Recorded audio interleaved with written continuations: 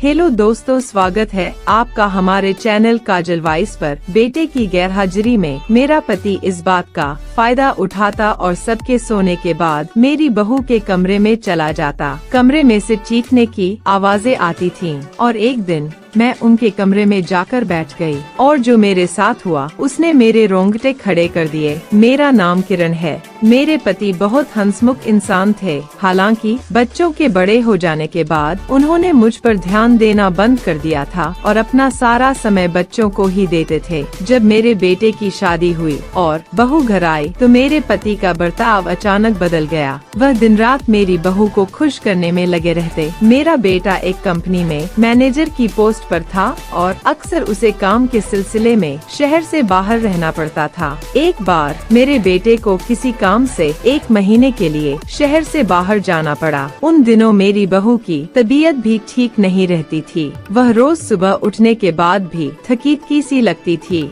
जब मैं उससे पूछती तो वह कहती, कुछ नहीं मम्मी जी, गर्मी बहुत है ना, रात बहुत छोटी होती है तो 6-7 घंटे में नींद पूरी नहीं हो पाती, इसलिए थोड़ी थोड़ी थकी सी रहती हूँ। एक रात जब सभी सो चुके थे, मुझे प्यास लगी तो मैं पानी पीने के लिए उठी। मैंने देखा कि मेरे पति अपने बिस्तर पर नहीं थे। मैंने सोचा इतनी रात में वह कहाँ चले गए। थोड़ी देर बाद मुझे मेरी बहू की चीखें सुनाई देने लगीं। मैं भागकर उसकी कमरे के पास गई। अंदर से मुझे मेरे पति की आवाज सुनाई दी, थोड़े दिन की ही बात है, अभी तो दर्द होगा लेकिन कुछ दिन बाद तुम्हें यह दर्द नहीं होगा और तुम्हें बहुत अच्छा महसूस होगा। यह सुनकर मैं हैरान रह गई और वापस अपने बिस्तर पर जाकर लेट गई। सुबह जब मैं उठी तो मेरे पति सो रहे थे और मेरी बहू भी अभी तक नहीं उठी थी। मैं चाय बनाकर लाई और पति को उठाया। मैंने पूछा, आजकल बहुत देर तक सो रहे हो, क्या बात है? मेरे पति ने जवाब दिया, कल रात नींद नहीं आई, गर्मी इतनी है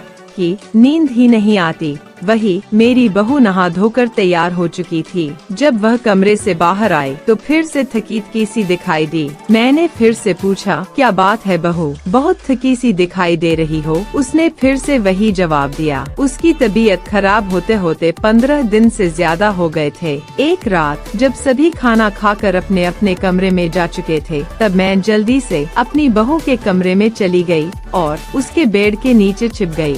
थोड़ी देर बाद मेरे पति ने दरवाजा खटखटाया और कमरे में आ गए। उनके हाथ में एक डब्बा और चाकू था। उन्होंने डब्बे से दवाई निकाली और बहू को लगाने लगे। बहू ने चीखते हुए कहा, आज बस करो, मुझसे और दर्द बर्दाश्त नहीं हो रहा। मेरे पति ने बहू को शांत कराते हुए कहा, बेटा बस आज रात की बात है, अब तुम्हारी चोट ठीक हो जाएगी। अगर उस दिन तुम मुझे बचाती नहीं तो आज मैं सही सलामत नहीं होता। तुम्हारी चोट मेरी वजह से आई है तो इसे ठीक करने का हक भी मुझे ही है। जब तक तुम्हारा पति नहीं आ जाता तुम हमारी ही जिम्मेदारी हो। यह सुनकर मुझे बहुत खुशी हुई कि मेरा पति कोई गलत काम नहीं कर रहा है और मेरी बहू का मुझसे भी ज्यादा ध्यान रख रहा है। कुछ समय बाद मेरे पति कमरे से बाहर चले गए और मैं भी कमरे से बाहर आ गई। अगली सुबह जब मैं उठी तो मैंने देखा कि मेरी बहू घर का काम कर रही थी और इस बार एकदम स्वस्थ दिखाई दे रही थी।